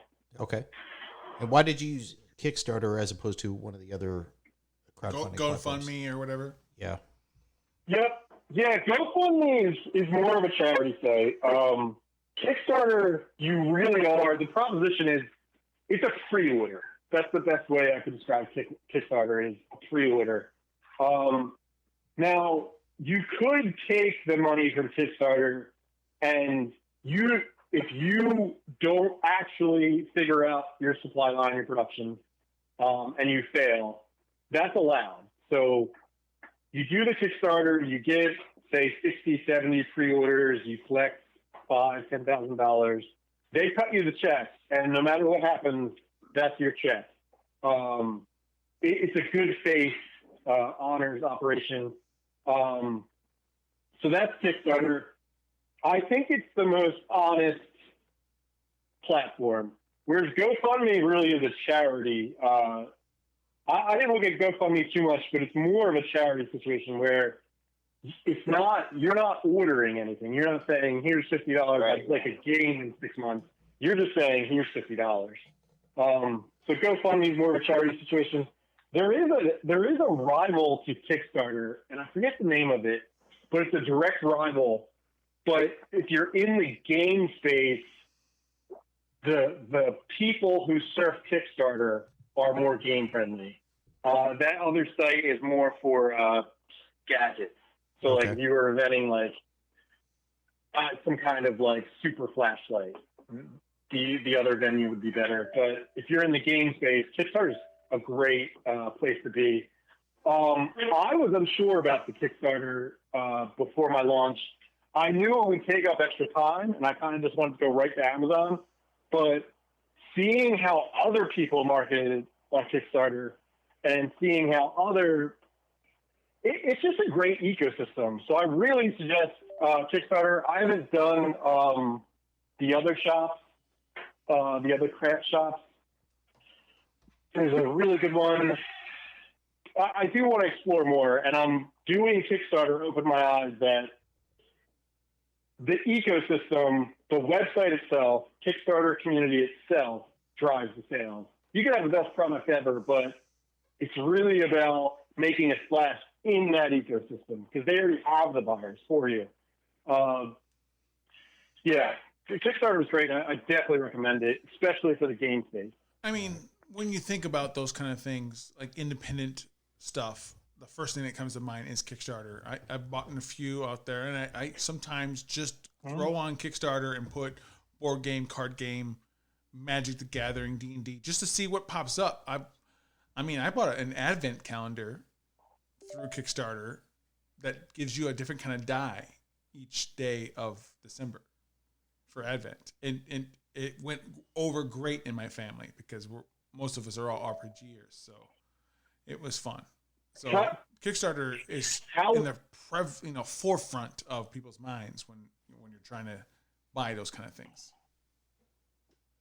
How long? Do you remember how long it took for that Advent calendar to come? I bought it I kickstarted in the spring, and I got it by October, and it was by a place called Black Oak, and it was completely made of wood. So it was a little bit high end on that. And the other website that it takes me was Etsy. I'd like to explore Etsy too. But yeah, it's high end craft products. Kickstarter especially is great with games. I saw a lot of calendars on there. I'm glad you knew it took about 6 months from spring to October. About half of the people who pledged my project on Kickstarter, they understand that I didn't have the 1,000 copies ready when I did the Kickstarter, and you're not supposed to. So the people who are experienced on Kickstarter understand that I'm ordering this, but I'm not going to get it for 6 months. And then the other half of your customers, and I think because I did a lot of advertising off of Kickstarter, like off-site, I had Microsoft ads, Bing ads. I strongly suggest Bing ads, by the way. You'll get a free $100 credit that I ran for 60 days, $50 each month. That brought in a couple sales. You'll get free Google Ads credits. So I bought a couple sales in off the site, and those people which they give you the tracking on the back end of Kickstarter as a creator, those people are the ones who keep commenting like, hey, why isn't this here yet? I thought this was going to be here 2 months ago. Because they've never done it. They've never pledged a Kickstarter before. They don't understand it. But printing 1,000 copies from Etsy, it's going to take at least 6 months. So everything takes longer than you think. If you can, from start to finish, get a passion product, a self-published passion product out the door in less than a year and into customers' hands, that's actually fantastic. That's like a really tight deadline. I do agree. I did buy a board game that coincided with the Parks Department of the United States. It was a fun board game where you had to like go from park to park to parks, and they used artwork from the 60s and 50s and 60s of the national parks for all the different different parks you could go to. And that's the only reason I bought it. I didn't even care that it was a game. I just really like the old, retro feel of like these posters and artwork and stuff from the 50s and 60s. And it was one of those situations where I know in Kickstarter I bought it, and it was mine. And when it was done, I'd get it. It took maybe 9-10 months, and it didn't bother me. It just showed up. The only time it's bothered me is because I know Joe Dooley, and I'm still waiting for my game. and that's fine. And you'll be able to get it, and I will get it soon. And then you'll also be able to buy Joe Dooley's game at the Summer Craft Brew Fest in Plymouth, Indiana. We'll have a couple copies right there for you to buy. You don't have to pay Amazon shipping fees or anything like that, or go Kickstart anything, because we'll have some copies. Isn't that fantastic? I do want to say something though. Oh, say that something then. Right. I love Joe and like the enthusiasm he has, and he's probably one of my favorite guests that we've had on the show, because a lot of the guests we've had have already been like established. Like we've had musicians and actress and like other podcasters, but Joe, we're on this journey with Joe. Like he was on the show the first time, we were talking about this, and now he's on the show again, and now he's almost done with this. So I love the passion, and it's a passion project for him. So I love the journey that we're going through with him. Like, yeah, for sure. This is one of my favorite episodes. This is one of my favorite guests, just because he's not a game. He's not, I make games. He's like, I'm trying to make a game. So we're here with you, trying to give all this content that we have for our listeners, and for future gamer or game makers. Like we have Jason Bourne. So Jason Rice.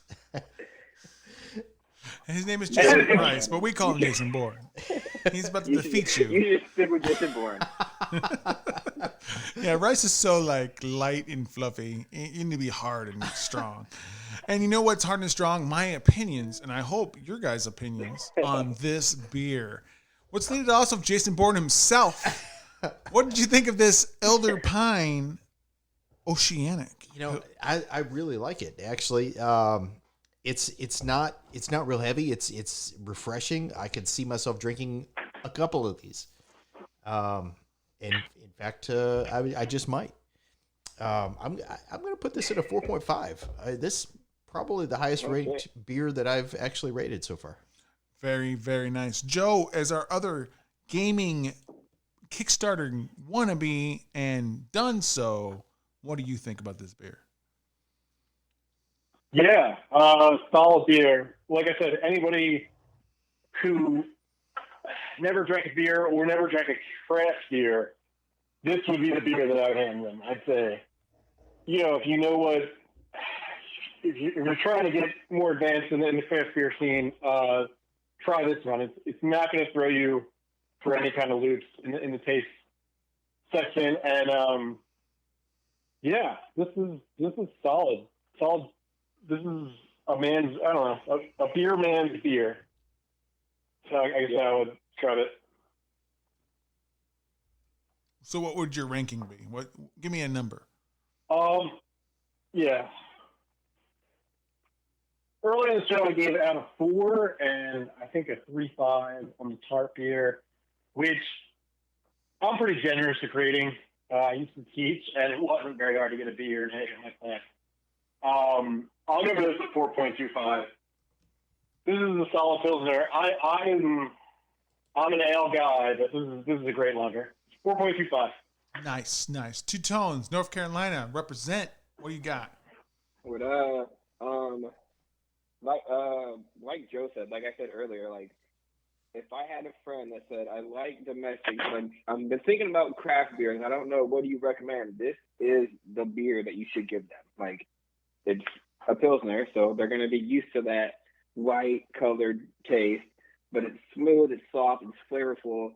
Like I said, it's about the quality here, not the quantity. You're not mass producing this for the world or whatever. It's not a Budweiser or a Bud Light. It's a nice craft beer, easy sipper. You can get drunk at a party. This can be a lawnmower beer. This is an all around great domestic. I'm going to give it a 3.75. I want to say this is probably one of the highest rated Pilsner I've done, because I've said this before. I'm not a huge fan of craft Pilsners, so this one is really good. I really do enjoy it. And obviously, the can art for Elder Pine. I like the gold glitter on a black and white canvas. So, yeah, that's a great drink, great beer.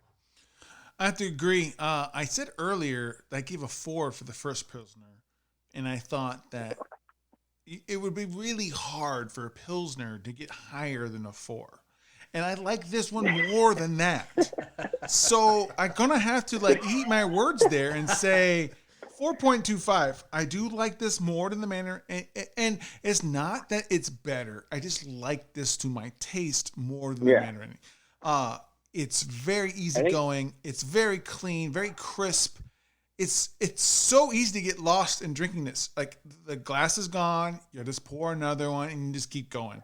I could drink this all day. It's fantastic. I think the Mandarinian is the next step you give your friend. Like, you give them this one and then you give them the Mandarinian, because it was a little more dry hop. Yeah.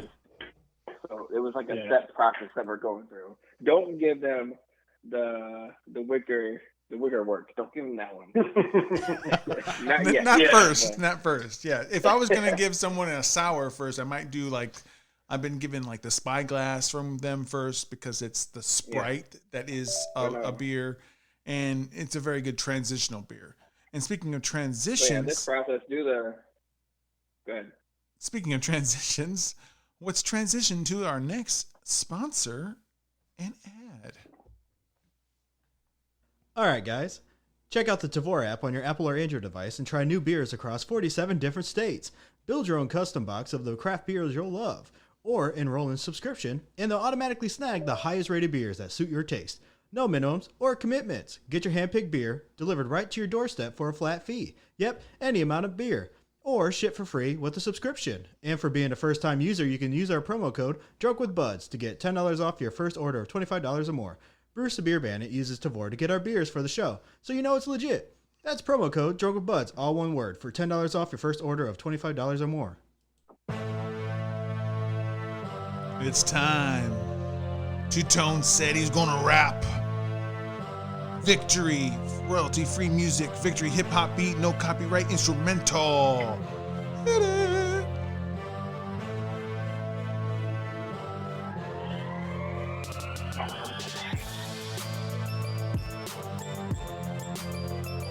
It's hard for me to hear the beat. Is that my excuse? Yes, start singing. Oceanic, I'm on a planet. I'm here to damage. I don't know what else to say. I'm here to manage my intake of alcohol. Yeah. Victory is what I feel when I drink that thing I drank. I can't believe when I crack open the beer, the mist, the drink, the smoothness of it. Joe Dooley out in the planet, he can't deny it. New Jersey sucks balls, so does Philly. Oh yeah, the Commanders rule them all. Go Washington. It's time for us to put down those horses. The Colts suck, you know it. Oh, those are 5 words. Wow, really? You guys couldn't even think of a team name for the longest time. Your team name has been racist since the beginning of time, actually. At least Colts are not racist. They're fucking horse. That was royalty-free music, Victory hip-hop beat, no copyright instrumental. We're going into a shop break, and everyone just remember, Washington is where your laws are made. That's where the rules are made. Therefore, Washington Commanders rule. The Colts and the Eagles do not. Peace. And we are back. Shots galore. I don't know what you guys had in North Carolina and garbage North Carolina and garbage New Jersey, but we had some smooth sailing here in Indiana. What hit us up with the next beer, Two Tones? All right, beer number 4 is an Imperial Gangstar. What it's called. The brewery classifies it as a dipper. Untapped classifies it as a triple IPA, but it is an 11% ABV. The big brother of Gangstar. Ooh, this is a triple IPA. The big brother of Gangstar, hopped with Nelson, Suaven, Galaxy, and some Koi. Simcoe hops. It is by Society or Civil Society Brewing Company. It has 1.3K check-ins for an average score of 4.28 out of Juniper, Florida. All right. So what's everyone's first the thoughts? The pour looked fantastic. Just saying. Like I love that. I love that orangey kind of cloudy orange pour of an IPA. So far, the color is nice for IPAs. The smell is good. I like the nose. The can art, I love Star Wars, and I love what they did that hop, making it look like the Death Star from Return of the Jedi. But my first thoughts, I'm not a fan. And usually, it's got a little bit. Dippas are in my wheelhouse. I'm not a fan so far. But because it's a Tippa, that's why. But I'm not done yet. This is just my first thoughts. We'll see as I drink along. How about everybody else? I'm an easy pleaser with IPAs, and yeah, this is good. This is fine for me. I can definitely tell I'm a little drunk, so my palate's maybe a little bit off, maybe a little over friendly. The pour is great. It basically looks like orange juice. This pour, it looks like orange juice, which I think is really pretty. The carbonation was great head. More of the thickness. That milkshake term rings a bell. There's no clarity to this. You definitely can't see through it. The taste is probably as much as you can pull off with an IPA, Dippa, Tippa, because it's 11%, because it's so high in alcohol. I think the alcohol is battling the hops flavor that you usually get out of an IPA. That's fine with me. Overall, yeah, I think it's a battle of the bitterness of the IPA hoppiness that you'd usually get. The fruity, skunky, pungent hops is just fighting the alcohol, and you're ending up somewhere in the middle. It's such a pretty pour that it's fine. The can art, I really like the can art. It's, again, Star Wars themed, just like the Mandalorian that we had earlier. The Mandalorian was pretty good. It's definitely Tatooine on that can. The two suns.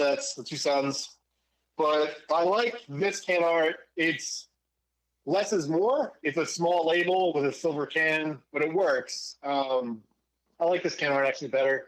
And I like a dark theme. It's a black label with Imperial Dank Star. Yeah, this beer's working for me. Jason? So it may be a little unfair to compare it to the other Star Wars themed beer, but we have two Star Wars themed beers. And I'm a Star Wars fan, so I am going to do that. I don't like the label as much. I actually like the Mandarinian label better. It's got the retro 50s, 60s look. I don't know what you call that, Art Nouveau. Maybe, I'm not sure. But the Dank Star label, I don't like that as much. It is more reminiscent of a space theme, though. The name Dank Star, to me, reminds me of something that you would see on like a marijuana product. That to me that sounds more along that realm. The font is definitely reminiscent of Star Wars. As for the beer itself, you're right. It does. I don't know. I'd almost call it an orange smoothie. It doesn't really quite look like orange juice. It is very opaque. You cannot see through this. The flavor is a little intense, not because of the hops, but because of everything else going on with it. I don't know. I'm gonna put this at about a 2. I'm not. No ranking. This is first thoughts, man. Okay. First thoughts. All right. You're gonna be drinking more of it, and you can give your final thoughts at the end. It can change. First thoughts change all the time. Sometimes you start liking something in the beginning and end up afterwards, after drinking a bunch of it, you don't like it, and sometimes it's the reverse. That's your thoughts on this beer, Jason. But What are you thinking about when you gotta come into the battle that is Bruce Trivia?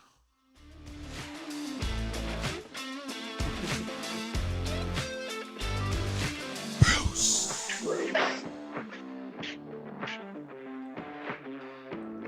Trivia. Bruce Trivia. Bruce Trivia. Bruce Bravo.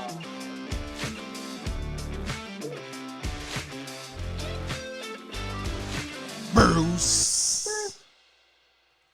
Welcome to Bruce Trivia. I'm your host, Bruce, the Beer Bandit. Today, we will be playing the Press Your Luck trivia game. We're not got a big board. There's no whammies involved. But if you all remember that they always had trivia to earn your spins. And that's what we're going to do. I will give you a question. The first one to ring in will give their answer. I will then give 3 more answers that it could be. The ones who did not ring in time can choose the same as the person who rang in first, or the other options that I gave. If the person who rang in first is right, they get 3. If the person who did not ring in was right, they get 1. If you want to follow suit, you still only get 1. So you can either get 3 or you can get 1. And if no one's right, you get no points. And it's a reminder to all those listening at home, the loser of this will get Ric Flair chopped on video. Woo! Woo! So, my friend Jason is in house. He has a buzzer. Let's hear it. My 2 friends on the line need to have some kind of tone or noise or whatever to just signify them. So, Joe, what sound are you going to make? Cool. Springing this one on me. All right. I'll do, can you hear that? I can hear it. It's not very, very loud, but I can hear it. 2 Tones, what are you going to do? Hey, me. Hey, me. Yeah. All right. So hands on your buzzers or your mouth, I guess. No cell phones there in New Jersey. Can't tell me that. They're all different. Who is Daredevil Mac Murdock's best friend? Does it count if I only know his first name? Maybe. Ring in and find out. Yes, Jason. Froggy. Is it Peter Parker, Foggy Nelson, Froggy Nelson, or Electra Nachios? Joe and 2 Tones, you can pick. I'm going to say Froggy Nelson. What did you say, 2 Tones? Did you say Froggy or Foggy? Froggy. I'm going with whatever Jason said. Okay. Joe, what about you? Whatever Jason Bourne said. We really should have done this before I started drinking. That's why Bruce Trivia is fun. You guys are drunk. Joe, I mean, am I allowed to pick the same answer as them? Yes, you can. Mm-hmm. You would get 1 point if he's right, but he gets 3 if he's right. But he answered, so I chose him. Yeah, Jason sounds confident. I'm on board. All right. Hey, you're all wrong. It is Foggy Nelson, not Froggy. Whatever. Same difference. Damn it, Jason. Jason Bourne let you down. I got an 11%er, a 10%er. Come on now. And a shot. And a shot. And another one. All right. How did She-Hulk become hulked? Jason. She got a blood transfusion from her cousin, Bruce Banner. Was it? She was getting a blood transfusion from her cousin, Bruce Banner. She was the same gamma test as Bruce when the accident happened. Her cousin's work, she followed in as a scientist and got exposed herself. Or she's Bruce Banner's daughter and it's inherited. Joe? Whatever you said, third. It's blood transfusion. All right. We talked about it a little bit. Joe and my friend Jason got 3, and then Joe got 1 point. 2 Tones got 0. Sorry, 2 Tones. That happened. Way not to follow. She's not going to chop me that hard. 3-1-0. Hands on your buzzers. What are the names of Sam and Dean Winchester's parents? Oh, that's unfair. I wasn't even aware of the show. Ring in and put an answer in, then I can give multiple choice. Somebody ring in so I can give multiple choice. Hang on, let me Google it. Oh, Joe, what you got? Jane and Paul. Is it Jane and Paul, Colleen and Jake, Mary and John, or Samantha and Donald? I'm going to go with Mary and John. Two tones? Well, my parents' names are Mary and John, so let's go with Mary and John. That is correct. Joe was wrong with his choice. He doesn't get any points, but Jason and Two Tones get 1. So it's now 4 to 2 to 1. It's really my parents' name. Yes, it is. Mary and John. Damn it. I'm going to get Ric Flair chopped. I just want to let everybody know. Woo! Yeah. Number 5. On the TV show on HBO, Barry, what are Barry's 2 main means of employment? Oh. Wow.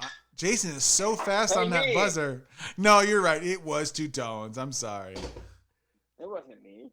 What? Two Tones, what are Barry's 2 means of employment? Actor and hitman. Is it actor hitman, hitman waiter, hitman Uber driver, or hitman soldier? Actor and hitman. Joe? Actor hitman, yeah. Damn it. I forgot how to ring in. Well, Jason, you're now up to 5. Joe, you finally made it to on the board as 1. And Two Tones, you got 3 points on that one. So now it's 5 to 4 to 1. You're in the mix, Two Tones. Number 6 of 7 questions. Joe, you got to kick it into gear here. Jimbo Fisher and Nick Saban's verbal fight was mainly over what new rule being reused in recruiting in the NCAA? Hey, me. Hey, me, yes. Two Tones. The NIL rule. Is it NIL, money, name, likeness, and image? Is it transfer portals, bribes, or extra visits for high school athletes? I concur. It is the name, likeness, image. Yes. Joe? Yes, and nil. It's the nil rule. That is correct. Two Tones takes a small 2-point lead. Joe, you got only 2. But in true Drunken Butts fashion, the last question is always worth so many extra points that it's anyone's game. If you get it right, you get 10. How unfair is that? If you get it right, you get 10. Wait, does both losers get Rick chopped? Nope, there's only one loser. All right, so, good. Joe, you need to jump into second here, or you're going to get it. We established last week there should have been 2 losers, but the other loser ran away like a little bitch. So there was only 1 loser. So only 1 loser, 1 chop to go. Number 7, hands on your buzzers and or mouth buzzers. What does Miss Marvel say aloud when she strikes anyone? Wow, you guys should have watched that trailer. I did watch the trailer. I don't remember. Oh, fuck. What'd she say? Someone's working a phone. This is the last question that's prepared, so someone's going to have to ring in and give an answer. Can you give us a hint? Like, is it one word or like a sentence? Why don't you get your phones out? Phones are available right now. All right. Okay. Hey, me. Hey, yes, Two Tones. Does she say you can call me Miss Marvel, and if you cooperate, I won't throw you again? Is it whatever he just said? Let's go and biggin or bring it on. I'm gonna go with embiggen. Joe, bring it on. Bring it on. Embiggen is correct. Woo! Woo! So Jason ties Two Tones for the win, and Joe loses. All right. So Jason and Two Tones, give your victory speeches. I would like to thank all the little people. That's everyone that lost.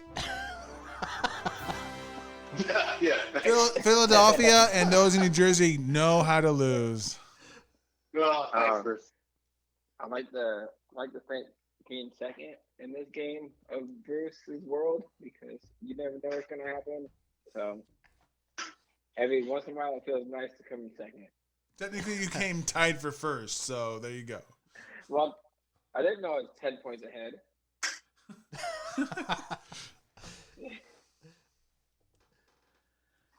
So that's the end of Bruce Trivia.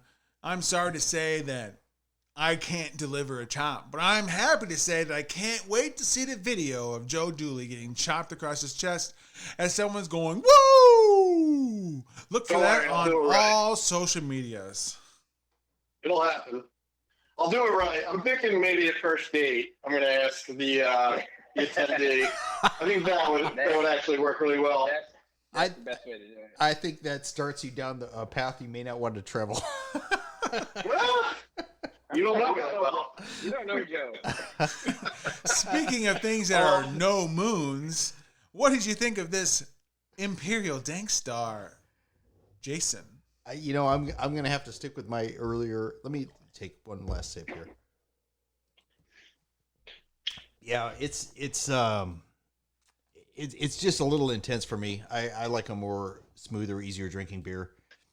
I'm still going to stick with a 2. All right, he's got a 2. Joe, what do you say? Yeah, I still like it. I think I would rather like a 7% IPA, but it's still pretty good. I can't really get over the fact that this thing looks like orange juice. It does look great. I'll give it. I think the highest I gave so far was a 4. I'm going to stick with 4. It's not the best beer I've ever had, but I'm definitely enjoying it. That could be because it's my 4th beer today. But 4th beer, I want to also all the New Jersey that's been coming from Bruce. I want to let everybody know that we recently went recreational, and this beer goes excellently with pop. As I think we mentioned before, it is Gangstar, so it's going really well. Yeah, 4. I'm giving this a 4 out of 5. I'm pretty happy with it. I'm an IPA guy, though, so can't remember what it is.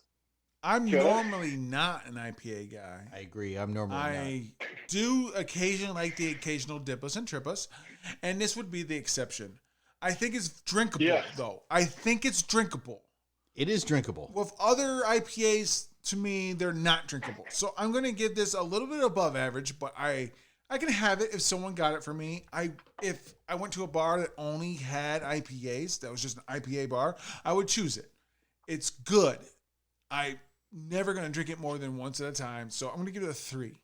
It's just above average. It's good. It's not great. I'm not happy, but I'm definitely not sad. Two Tones, what do you think? First of all, I have to say that I'm jealous of Joe because North Carolina will probably never be recreational unless something drastic happens. So I have to find all my shit elsewhere. But this beer, I do like the mix. It's super juicy and fruitful.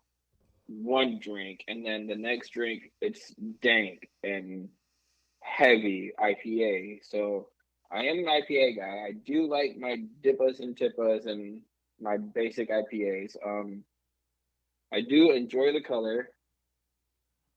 It's just great. I'm going to give it a 4.25. That's what I rated it. But this is great. This is everything I would want. And whatever they want to call it. Dippa, Trippa, single IPA. It's 11% of goodness. And I like the mystery. You never know what drink you're going to get. If it's juicy or if it's a dank. So. Very nice. Very nice. Time for 15 cities. Let's go, Bruce. Granger, Indiana, Chicago, Illinois, Montgomery, Alabama, San Antonio, Texas, Austin, Texas, Grand Forks, North Dakota, Fort Wayne, Indiana, Richmond, Indiana, Adrian, Michigan, Waukegan, Indiana, Playa del Carmen, Quantico, Mexico, Tecumseh, Mexico, Michigan, Syracuse, Indiana, and Wheatfield, Indiana. That's the top 15 cities of the last downloaded episode. It's last call. Damn it. It's last call. The bartender is motioning to you saying, what do you want for your last drink of the night? Not necessarily your favorite, but what you want to end the night on, but you have to choose one of the 4 beers that we had today. Joe, you are our main guest. You get to go first. What's your last call, Joe? The Mandarin, for sure, yeah. Easy call. I feel like all these other beers, they were good, but I've had them before. The dry hops combined with the fruit is good. Dry hopped fills. It's good beer. The Mandarin for sure. Nice. Now our semi-guest / co-host for the day, Jason, what are you ending the night on? So the Oceanic, I would probably be drinking all night, but I think I would end with the Mandarinian. All right, he concurs with Joe. Nice. How about you, Two Tones? Whoa, damn it! You're not gonna sway me on your Mandarinian. I'm doing the Oceanic. It's just a nice, clean, drinkable drink for your last call.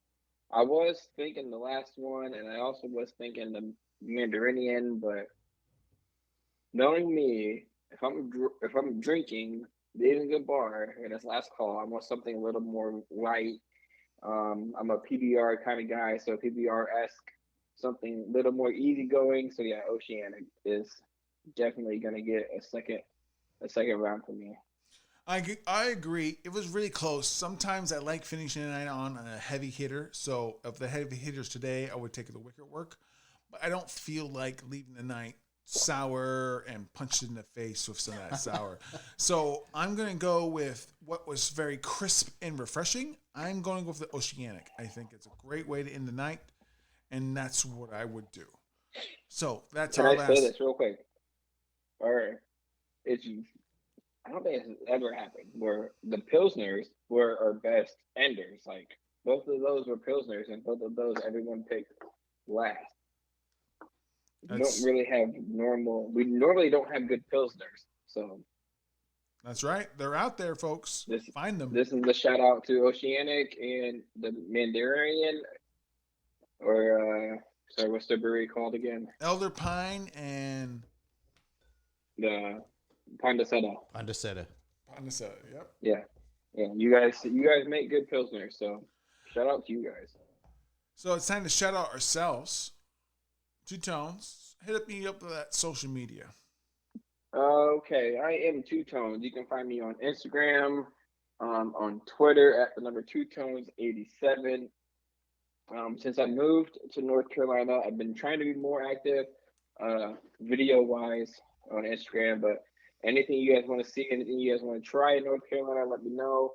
Because I know there's beer here that we can't get in Indiana, so I'm doing my best. Ironically, the last episode he wasn't on, we had a beer from North Carolina. So it was Casita What was it? Brewing. It's out of Charlotte and a smaller town. It was a collab of two different places. They even shared us on their Instagram feed. I was just in Charlotte on Friday. So yes, 2 days ago. The beer was Fiesta. It was a nice light lager with habanero finish.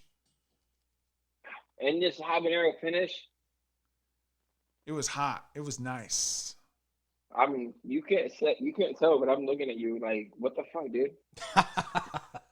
I was just in Charlotte 2 days ago. Well, listen to the show, co-host, and maybe you could have been on the know. Damn it.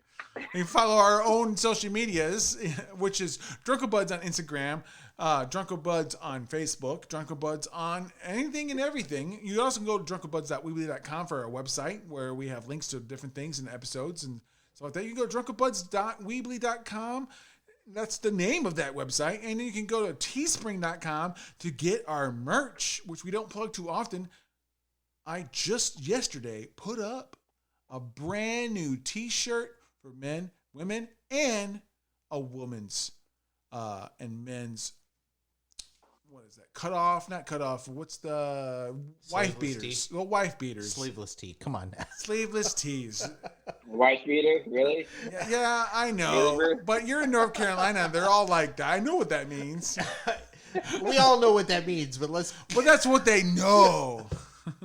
It's a cut off. I can't remember what they call it. They didn't call it a sleeveless tee either because it has a thin top. What are you selling tank tops there, Bruce? What is tank tops? There you go. Thank you, New Jersey. White beater. You're selling white beaters. What's all we wear out here in Jersey? So yeah, we know that, Joe. We know that, Joe. Why don't you shoot us America, sir? Where can we find your game? Where can we find you on social media, Joe? Hit us up. Social media, I'm plenty active on social media. If you Google Tech Writer Joe, one word, Tech Writer Joe, one word, Google that, or just find me on Twitter, Tech Writer Joe, find me on Instagram, Tech Writer Joe, LinkedIn, find me on LinkedIn, and then the Beer Facts social media handles are pretty good. I'm looking for a social media manager for Instagram Beer Facts Game and Instagram Beer Means One. They both have 5,000 followers. I want to grow them to 10,000, like reasonably quickly. And I'm hiring a social media manager for those accounts. I'll pay reasonably well. 40,000 a year. You got me. You know, it'll be per hour, but close to that. Yeah, that is what I'm targeting, basically. So put it in your applications with me, Tech Writer Joe. I don't know how that works, but yeah, I need some social media managers and beer, specifically for Beer Facts Game and Beer Means One. And I wanted to grow from 5,000 to 10,000 like quickly. All right, so for Tech Writer Joe, or sure, I got plenty of them. Hey, yeah, all right, cool. I'll keep building out Beer Facts games or somebody else. I don't feel like that. Just a final reminder: the Drunken Buds guys will be at the Peaches Be Crazy release party for Indiana Whiskey on May 28th or 9th. It's this Saturday coming up, one day from now. I will get out. I'll get out to Indiana soon. Is that where this is? This party? Nope. And Joe will maybe make us to June 18th to this craft brew festival down in Summer, sipping in Plymouth, Indiana. You might find Joe there. If not, you will definitely find will find the Drunken Buds guys there. We will have a booth right next door to the Indiana Whiskey Company. We will be doing Bruce trivia for prizes. We will have a raffle for an awesome gift from different vendors and past guests and a cooler on wheels. We'll have hats, baby. Drunken Bud hats of two of our sponsors on there. We'll have can koozies of our sponsor from Beer Facts Trivia. Come out, see us. You know you want to. It's time to wrap out. Two Tones is going to jump on. Then he's going to say, hit it, Jason Bourne. And then Jason's going to rap. Then he'll say, hit it, Joe Dooley. And then I will finish it off when Joe Dooley can't do it. Here we go. Right. Wrap us out. Are we rapping? Oceanic tastes like butter. Y'all got Oceanic tastes like butter. Oceanic tastes like butter. Oceanic tastes like butter. It tastes like shit, like no other. Don't taste like shit, it's really good. See that I'm here, not from the hood. I wish I could just say it. See that I'm here and I'm playing. Hit it, Jason Bourne. You don't want to hear my rap. My rap sounds like crap. You'd rather take a nap. Hit it, Bruce. Hey. Joe, you're up. Oceanic tastes like butter, like no other. That's all I got. Good night. Good night, y'all. Hey, Bruce, get it. Surfing those waves, it's California feel. You know that I'm going to touch your heel. Move my hand up that leg. You're going to say, oh yeah, hey. Bruce is abandoning your feels. You're going to get cold chills. That's it. Drunken Buds is out. It's time for upbeat hip-hop background music for videos, no copyrights. It's time. Having fun. Have a good day. As Honer would say, stay sexy. We out. Stay sexy.